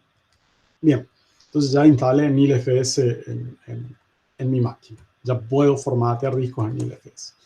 Bien, vamos a file journaling. Bien, hay un problema con los discos duros. Un problema grave. Los discos duros, hace años, que los discos duros andan más o menos a la misma velocidad. O sea, un disco rotacional en este momento debe estar en una velocidad máxima de transferencia en unos 100, 150 megabytes por segundo. Hace 10 años estaban en 80 megabytes por segundo. Hace 10 años un disco grande tenía 100 gigas y ahora tiene 4 teras, más o menos. Hay un problema. ¿Por qué? Porque si yo tengo, por un lado, que multiplique por 10 la capacidad en 10 años, pero la velocidad aumentó un 20%, leer un disco entero cada vez tarda más. Eso es exacto. Crece el espacio, pero no la velocidad. Eso es un problema. ¿Por qué? Porque en ciertos puntos pasa algo muy feo, que es que los discos se corrompen. ¿Qué significa corromperse? Que pierden la estructura lógica, la estructura de datos que forma el disco se rompe. Por ejemplo, que yo tengo el inodo número 124, que dice que los bloques 15, 17 y 19 están ocupados. Pero me fijo en el bitmap de bloques y dice que el bloque 15 está libre. ¿Qué es eso? Fue un problema de consistencia. ¿Qué hay que hacer para solucionar eso? ¿Saben lo que hay que hacer para solucionar esos problemas de consistencias? Les pregunto. Cuando yo tengo por un lado en la tabla inodos que me dice que el bloque 15 está ocupado, pero el bitmap de bloques ocupados me dice que el 15 está libre. Revisar todo el disco. Hacer un FSSK. El FSSK es ese comandito que lo que hace es empezar a recorrer toda la estructura del disco, buscar problemas de consistencia, porque los discos tienen información doblemente almacenada, e ir solucionando. ¿A alguien le pasó tener que hacer un FSSK del disco? Digo, ¿les ha ocurrido? Sobre todo en el pasado. Los leo. Bien. ¿Era lento, Martín, el proceso? Más o menos. Sí, FSSK. Usualmente el comando que se utiliza se llama ext4. No, FSSK punto y el nombre del coso. Fíjense que ¿cómo se llama? nilfs. FSSK de nilfs no existe. Un pequeño problemita, ¿no? Pero tengo FSSK de lo que yo quiera. De hecho, yo uso muchísimo el FSSK de NTFS, que ¿dónde está? Ah, no, se llama controller NTFS. Fíjense, hay un comando, bueno, hay un comando particular que se llama NTFS fix, que yo lo uso siempre en el disco duro que conecto en el tele para ver pelis, porque casi siempre procesado sin inconsistencia hay en NTFS. Se me rompió re mal el disco una vez, pero no llegué a solucionarlo, tuve que reinstalarlo. Lo tuve que hacer con SSDF. Bien. Los sistemas de archivos es habitual que se corrompan. Simplemente, cuando yo desconecto la luz, tenemos que estaba corriendo un archivo re grande, o moviendo un montón de directorios en otra parte. Estaba haciendo o las dos cosas a la vez. Estaba descargando de internet archivos y a su vez moviendo directorios, y a todo eso, ¡pum!, se cortó la luz. Como se está cortando últimamente en un montón de partes de código. ¿Qué pasa? Y bueno, ¿qué pasó? Bueno, logró marcar que estos bloques estaban libres en el bitmap, pero todavía no actualizó la tabla de nodos, porque quedó al medio. Agarró y borró este directorio, pero todavía les está marcado este bloque, que era el directorio, como ocupado. Entonces, todas esas inconsistencias a través de mucha algoritmia, pero mucha algoritmia, se van haciendo diferentes pasadas y se van haciendo reparaciones. Típicamente nosotros en el pasado, cuando empezaron las PC, había un programa muy famoso que se llamaba Norton Disk Doctor, se llama el NDD, que era el doctor de los discos. Venía una cajita con Peter Norton, con un estetoscopio ahí, y te solucionaba estos problemas de consistencia. Lentamente, a medida que aumentaron cada vez la capacidad de los discos, pero su velocidad no cambió demasiado. Pero las capacidades sí se duplicaban cada 2 años, 3 años, y eso es lo que está pasando ahora, ¿no? Yo he tenido en esta máquina, bueno, en esta máquina no, pero en la anterior tuve discos de 200, de 500 y ahora de 1 tera, en un transcurso de 10 años. De 10 años, ¿no? Entonces, yo tengo 4 veces más en 10 años, o sea que más o menos se duplica cada 3 años, por ahí. O por lo menos lo que yo puedo comprar. Entonces, en un punto se volvió imposible, si el disco se corrompía, correr esta algoritmia que revisaba todo el disco, buscaba las partes sueltas que quedaban y trataba de reorganizar el disco. Entonces surgió otras necesidades para mantener la consistencia del disco duro de una forma continua y que las cosas no fueran tan dramáticas si un proceso que estaba escribiendo en el disco falla, porque eso también puede ser, o si se corta la luz, que da lo mismo. Fíjense que es lo mismo que un proceso se vuelva loco y corta en el medio de todo un movimiento de archivos o en la generación de un archivo, que si, por ejemplo, se corta la luz. Es indistinguible, esas dos fallas a priori para el file system son indistinguibles, ¿no? Entonces, para hacer todas estas cosas, lo que se crea es una idea bastante sencilla. La idea es la siguiente. A ver si hay algún grafiquito acá. Uy, ¿qué pasó? Eso.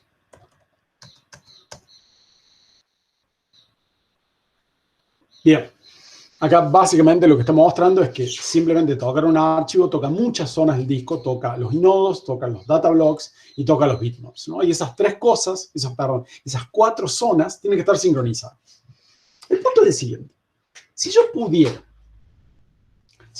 de alguna forma hacer lo siguiente.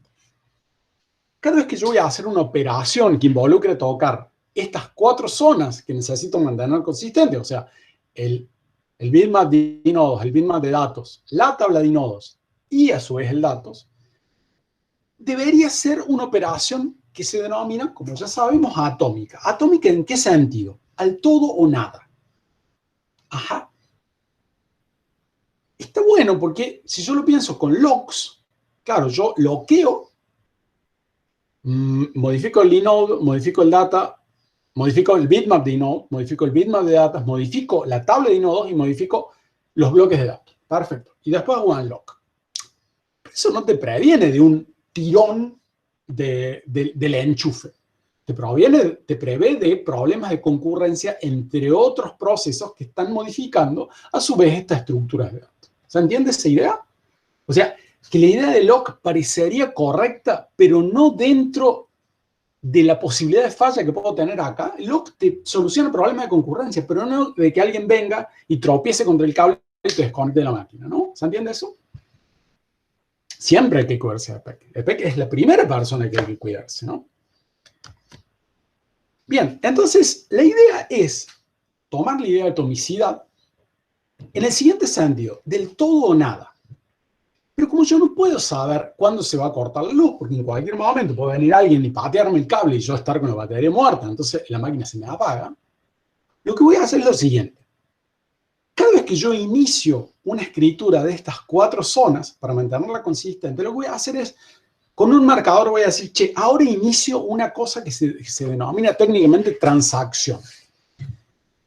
Hago mi operación sobre el inodo, sobre los datos, sobre la tabla inodos y sobre los data blocks, y cuando termino digo fin de transacción. Ok, perfecto. ¿Qué hace eso? ¿Qué hace inicio de transacción y fin de transacción? Que no les dije nada. Lo que hace es lo siguiente. Antes de empezar a tocar los inodos, los datos, la tabla de inodos y los data blocks, agarra y anota en un papelito, y esto es así, en un papelito que se llama bitácora, log en inglés, anota en un papelito, voy a tocar en el bitmap de inodos le voy a poner el inodo 200, le voy a poner un 0. En el bitmap de datos, al bloque 400 le voy a poner un 0. El inodo 200 le voy a cambiar en esta parte. Y al bloque de datos 400 lo voy a cambiar en esta otra parte. Una vez que esté eso escrito, se cierra, hago una raya en el papelito que escribí, que se llama bitácora, como bitácora del capitán Kirk, y agarro y ahora empiezo a escribir en esta parte del inodo, en esta parte de los datos, en esta parte de la tabla inodo y en esta parte de los data blocks. Y finalmente, cuando termino, agarro y lo que yo había anotado allá en ese papelito, le hago una cruz. Listo, ya está listo. ¿Qué me permite eso? Me permite una cosa súper buena, que es rehacer la operación. ¿Por qué? Imaginemos cortes de luz en diferentes puntos de este proceso. ¿Cuál es el proceso? Primero anotar qué operaciones voy a hacer sobre estas estructuras de datos en disco y después hacer las operaciones en esta estructura de disco. Imaginemos que la luz se corta cuando yo estoy anotando qué operaciones hacer en el disco. ¿Hay algún problema en eso? Simplemente estoy anotando en el papelito lo que voy a hacer. ¿Habría algún problema que se corte la luz ahí en medio? No, porque el disco está consistente, el disco está perfecto. Buenísimo, genial.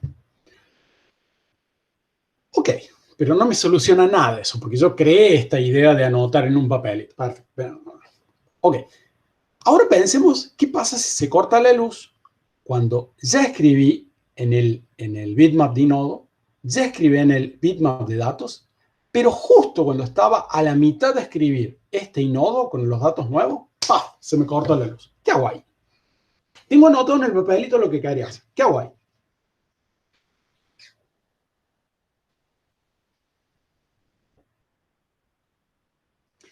Volver atrás o volver adelante. Fíjate que yo boté a la máquina. Y la máquina me dice, che, mira, acá tengo un registro anotado en el papelito.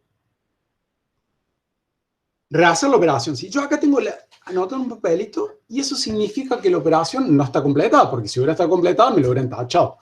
Ah, bueno. ¿Qué tienes que hacer? Rehacela. Ok, entonces dice, escribir en este nodo tanto, escribir en este data tanto, escribir acá y escribir acá. ¿No les pasó que una vez que se corta la luz y bootean un Linux, dice algo así como Recovering Journal? ¿Vieron esa frase por ahí? Recovering Journal. ¿La vieron? A mí me pasa siempre. Se me clava siempre la máquina. Bueno, eso lo que está haciendo es todas las operaciones que quedaron pendientes en la bitácora para hacer, se rehacen sobre la estructura del disco.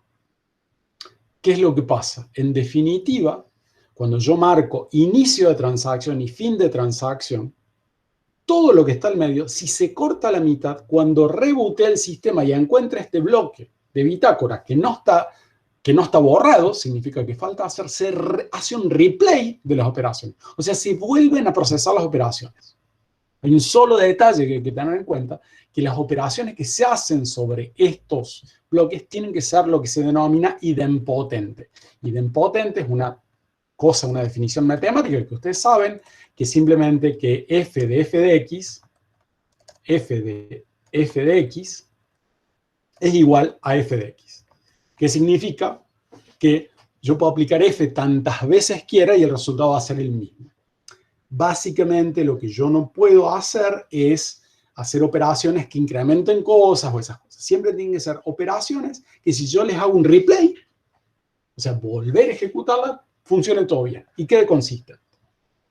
Exacto, Marcos Telcachi, Recovering Journal. Eso a mí me pasa siempre. O sea, últimamente tuve unos logs muy, muy feos con la placa Wi-Fi, no sé por qué, que ahora ya desaparecieron, se ve como los kernels nuevos ya desaparecieron, pero se me clavaba la máquina mal 1 o 2 veces por día. Entonces, Recovering Journal, Recovering Journal. ¿Alguna vez se me corrompió el disco? Jamás. Nunca. ¿Tuvo que hacer un FSSK? No. ¿Por qué?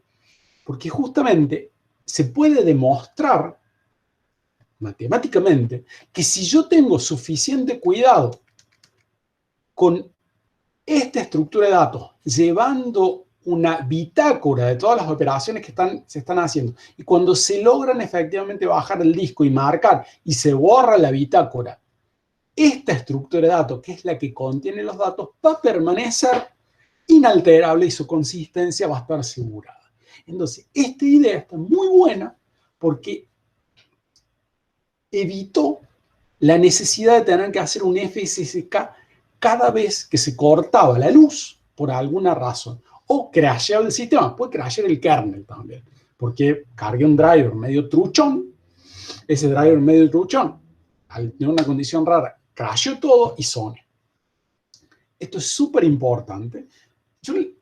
Seguramente yo les hice la prueba de que esa maquinita chiquitita, yo agarré la batería, ¡pum!, se la saqué, sin ningún problema. ¿Por qué? Porque yo sé que todos los file systems que se usan tienen journaling en este momento. A partir de X3 ya se agregó journaling, por supuesto X4 tiene journaling, por supuesto ZF tiene journaling, y NTFS tiene journaling desde 1993. De nuevo, NTFS, larga vida en NTFS, y todos los file systems de macOS también. Entonces, antes, cuando probablemente sus padres eran adolescentes, los file systems que venían no tenían estas cosas y se corrompían todos los disquetes y había que recuperarlos y había que tener backups. Era una embolia. Ahora es rarísimo, simplemente porque se hizo algoritmos de estructura de datos que más o menos mantienen esto. Bien.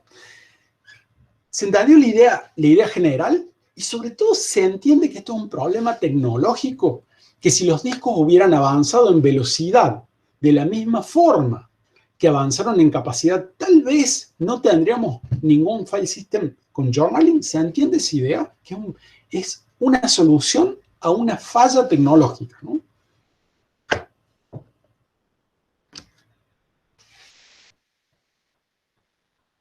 Pero si justo estoy escribiendo un archivo con algo que pasé por teclado, si se corta el uno, ¿no quedaría lo que estaba en RAM? Ojo, fíjate que ahí estás mezclando un montón de cosas. Fíjate que escribiendo un archivo, ¿qué significa? Vos escribiste algo por teclado y se mandó un write. Ese write pasó adentro del kernel, que lo primero que hizo es escribir, ese write después se desmenuza en un montón de operaciones sobre los bitmaps de nodo, bitmaps de datos, los inodos mismos y los bloques mismos, en un montón de bloques transaccionales. Y cada uno de esos bloques transaccionales, uno de ellos significaba escribir en esa partecita del bloque de datos lo que vos escribiste, hola. Algo que, claro, no les conté algo. ¿Dónde se guarda el journaling? Eso no les conté. No se guarda el journaling. La bitácora no se guarda en RAM. Se guarda en un archivo. En un archivo que está en el disco duro. Pero como se escribe primero la bitácora y después se escribe la parte del disco en sí, bueno, yo tengo un resguardo. Y en ese journaling está guardado lo que vos habías tipeado en el teclado, que estaba en RAM, pero antes de pasar al disco se guardó en esa parte del disco que es el journaling. ¿Se entiende ahora? Perfecto, Benjamín. Gracias por la pregunta, estuvo muy buena. ¿Cuál es el...? Miren una cosa increíble, ¿no? Esto a mí, cuando yo me enteré de esto, cd.cdxv6 bfs.h. Bueno, acá dice, acá estos son las constantes del file system. Define el número de nodo del root, define el block size. Fíjense que acá está el layout del disco. Miren lo que uno puede aprender. Fíjense, epa, ¿y esto? ¿Qué dice acá? Log. ¿Cómo? XV6 es un archivo que tiene log, o sea, que tiene un journaling. Ajá. A ver, fíjense que acá hay cosas más interesantes. Digo, para empezar a leer, ndirect12. Tiene 12 bloques directos. Tiene bloques indirectos. Ajá, perfecto. Tiene el número, esta es la estructura de los directorios. Todo para leer, ¿no? Este es el bloque. ¿Dónde está? Y grep menos i your en asterisco punto asterisco log Ha salido infinito.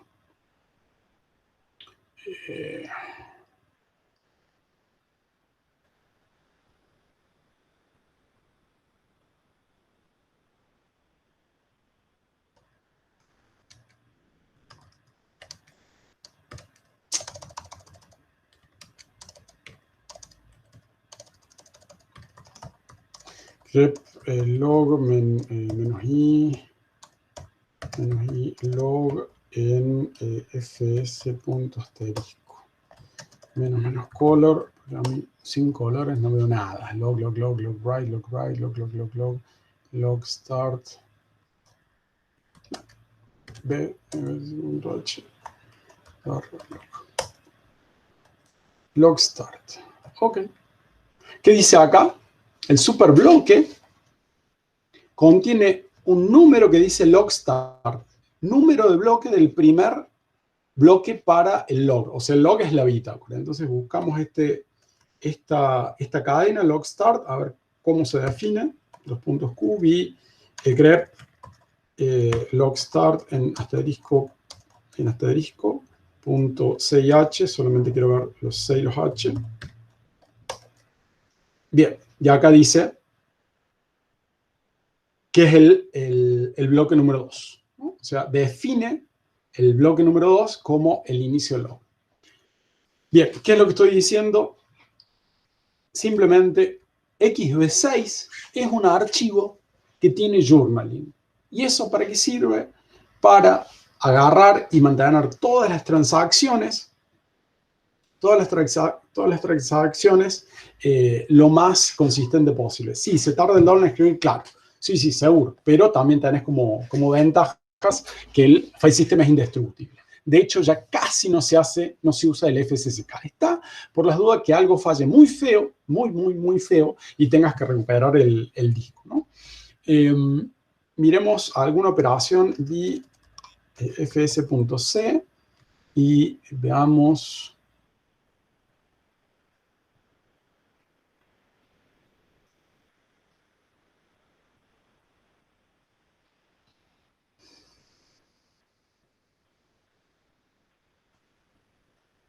Déjenme buscar.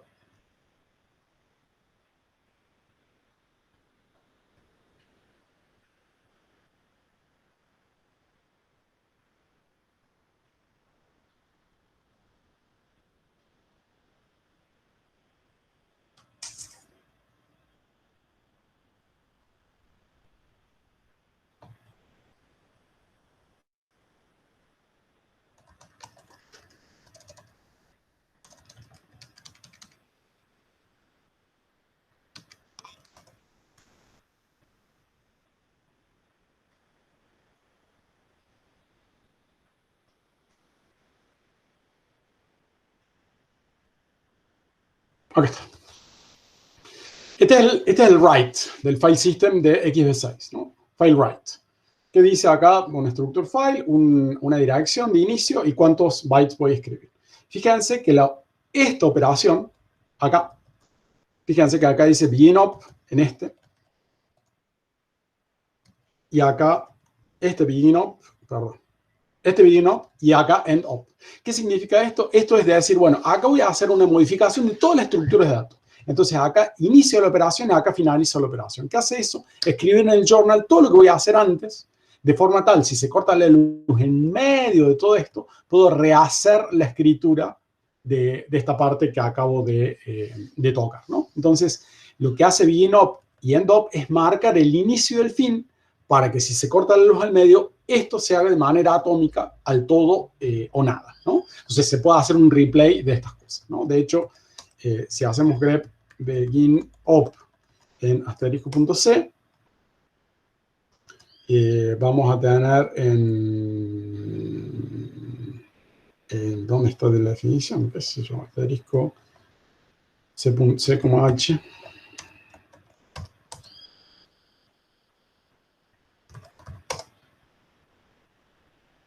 Ah, log, claro. Log estaba pensando en log, otra cosa. Bueno, este es la parte del file system que mantiene el journaling. Y acá lo que hace es tener todas las estructuras de datos que se necesitan del journaling, y en particular, acá está las operaciones de digging up, que hace todo lo que tiene que hacer para empezar las operaciones y empezar a grabar el journaling, y el end up, que también hace lo contrario, ¿no? Que para terminar las operaciones. ¿Vamos? Entonces, XV6 es un sistema operativo interesante porque además de ser multiprocesador, porque puede manejar varios procesadores, también incorpora journaling en el file system. Eso está muy, muy, muy bueno. Bien, entonces acá se habla un montón de cosas en este sentido. Se habla de los file system checkers y la solución, digamos, la solución plantea, puede haber problemas de consistencia, entonces la solución número 1 es tener un FSSK, la solución número 2 es tener journaling, como hablamos en este sentido. O sea, se guarda en un pedazo del disco duro el journal, en este caso ahí vimos que ocupaba, en Unix es, digamos en X3, 4, es un número de inodo particular que contiene el journaling, o sea, es un archivo. Y bueno, de acá explica más o menos todo esto, pero muchísimo más de detalle del que yo muestro. Hay una idea bastante interesante. Bueno, todo esto es bastante complejo.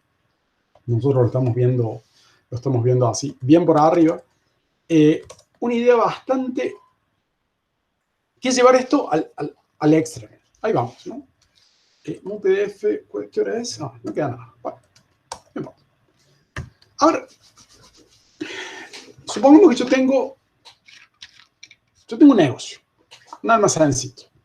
Y yo tengo dos formas de registrar, dos extremos para registrar cuánto me queda en la caja. Y hacer un chequeo, ¿no? Porque yo quiero saber si me está faltando plata, si me sobra plata.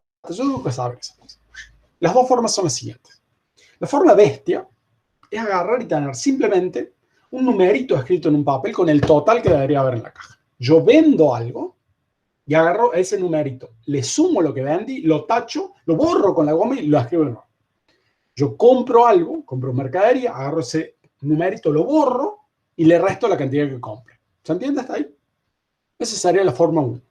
¿Cuál sería la forma totalmente extrema del otro lado? Agarrar, es decir, empiezo con un capital inicial de 10 pesos, todo lo que compro, lo resto, le pongo menos la cantidad que compre, todo lo que vendo, le pongo más y la cantidad que compre. ¿No? ¿Se entiende la diferencia entre uno y otro? ¿Cuál es la ventaja de uno y otro? Bueno, parecería más o menos obvio. ¿Por qué? Porque si yo tengo solamente la cantidad final, para saber cuánto tengo en la caja es muy fácil. Tengo que leer ese número. Abrir la caja, recontar y ver que está todo bien. Perfecto, es rápido. ¿Qué pasa si ese papelito donde está ese número que voy borrando y escribiendo encima, lo pierdo? ¿Qué pasa? Sonate.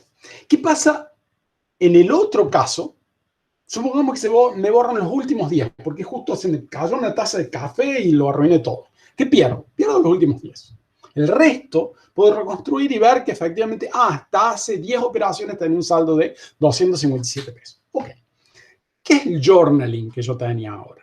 Es como una mezcla de los dos. Es tener la cifra total, pero también tener las últimas transacciones antes de pasar a esto. Porque por las dudas, si yo haya borrado el número y ese número se pierde, yo tengo todavía la transacción guardadita, todas las operaciones que tengo que hacer para volver a tener el número, ¿no? Hay file systems que trabajan exactamente en el otro punto. O sea, yo tengo o solamente la cifra, el numerito que voy borrando y actualizando, tengo la intermedia que es tener la cifra, pero en las últimas 10 operaciones que hice, o sea, el total que tenía hasta ese momento en las últimas 10, y además tengo una última, que es tener absolutamente toda la lista, desde que empecé el negocio allá en 1982 hasta hoy en día. Y voy más 10, menos 20, más 300, menos 40. ¿Qué es lo bueno de ese otro sistema? Primero, solamente escribo el final. Uno diría, pero solamente escribo el final. Entonces no tengo que mover la cabeza.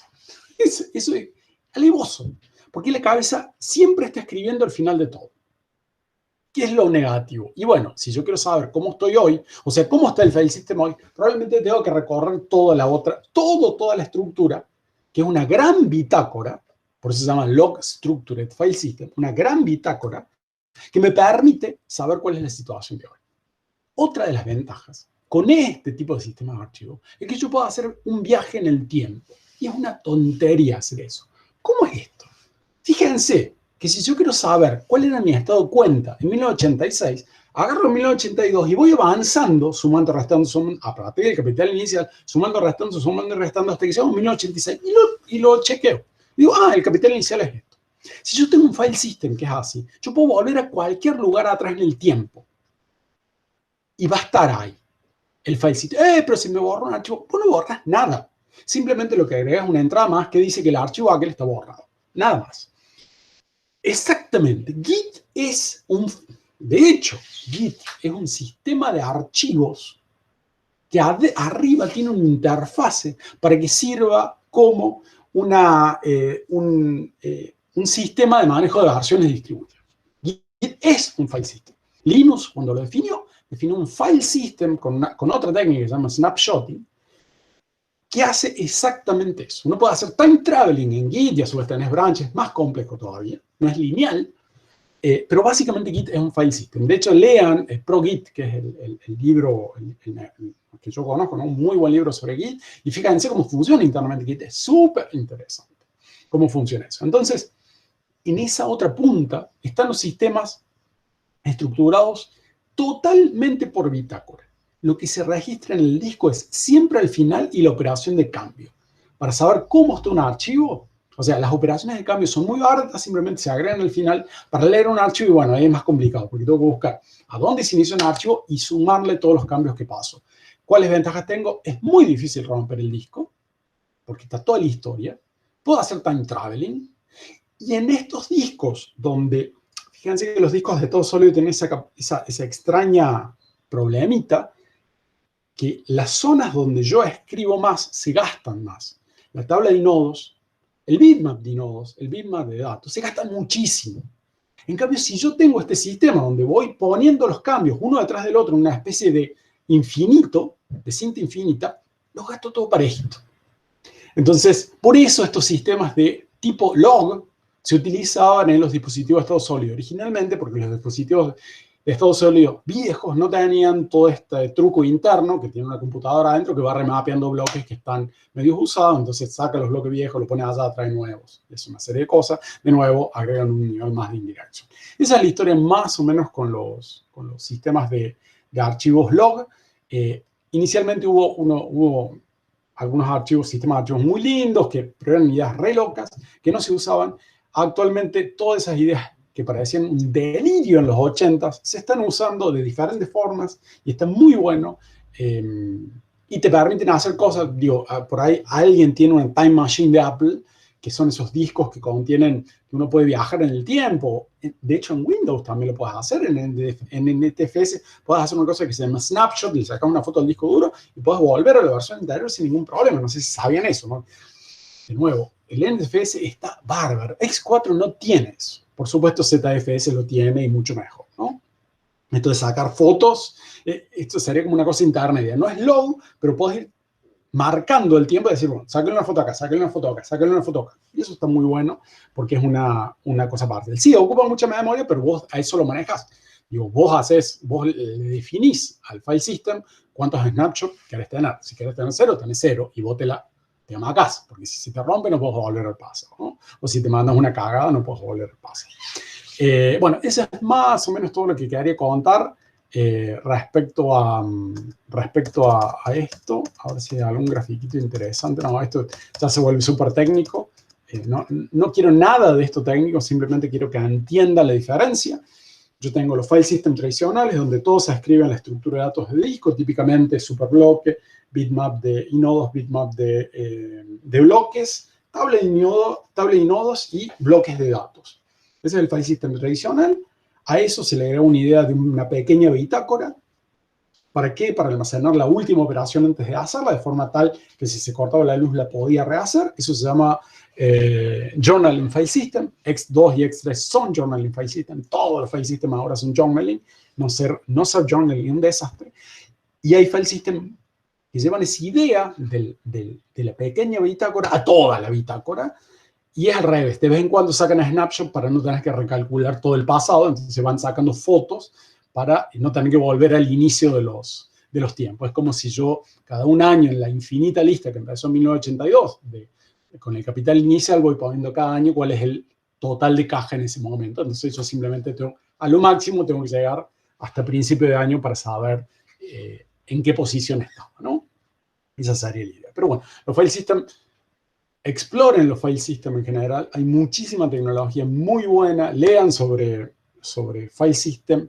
Lean sobre RAID. Hay muchísimo laburo en esta parte, en la parte de administración de sistemas. Y hay que saber mucho de file system porque en este momento la nube, o sea, el almacenamiento de otros, es muy común. Las máquinas cada vez importa menos el almacenamiento local, típicamente, y importa más el almacenamiento remoto, y bueno, y esos servers que tienen cajones y cajones y cajones llenos de cientos de discos cada cajón, hay que administrarlo con file system que sean capaces de hacer todas estas cosas, o si no es imposible. Esas computadoras no se formatean con X2, no, definitivamente. Hay que conocer un montón de file system. Este libro está muy bueno como punto inicial para aprender esas cosas y luego especializarse en esos temas. De nuevo, hay mucho laburo para alguien, para alguno de ustedes o alguno de ustedes que le guste toda esta parte, ¿no? Muchísimo laburo y muy bien pago en ese sentido. Y que está bastante lejos de programar, ¿no? O sea, decía el otro día, programar, o sea, computación no es programar. Hay un montón de cosas para hacer en computación que son súper interesantes y que requieren también un montón de estudios. No hay ninguna optativa que tenga que ver con esto. No, en todo caso, péguense al lado de Charlie y díganle, enséñame todo y yo voy a ser tu esclavo a tiempo completo y bueno, van aprendiendo algo por osmosis. Charlie sabe toneladas de estas cosas, yo prácticamente no sé nada. Sé los títulos nomás. Pero bueno, estos son los punteros para que ustedes sigan avanzando en estas cosas. Yo me quedé con ganas de que haya un lab de programación concurrente. Bueno, había un lab de programación concurrente, pero bueno, no hay tiempo. O sea, no hay tiempo. La materia no hay tiempo. Es así. Hacen algo de programación concurrente básico con lo del planificador, porque tienen que hacer un log and lock, pero eso es todo. Básicamente no hay tiempo. Bueno, dejo de grabar, dejo de compartir y termino esta clase. Esta es una grabación. Chao.